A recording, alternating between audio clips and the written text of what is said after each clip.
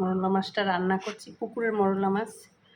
সব মেখে টেখে রান্না করে সব মশলা টশলা মেখে তেলে একটু কালের জিরা ফোড়ন দিয়ে বসিয়ে দিয়েছিলাম। এক্ষুনি জাস্ট নামাইছি,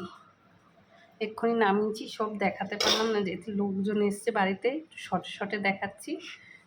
রান্না করে তারপর গুছিয়ে দেখাচ্ছি, কেন সময় হয়ে উঠতে পারছি না ভালো ভিডিও দেবো। তার মধ্যে আমারও শরীরটা ভালো না, কোনো ভিডিও ঠিক দিতে পারছি না।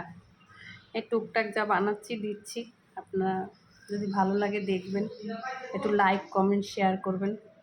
সবাই ভালো থাকবেন, রাখি, নমস্কার।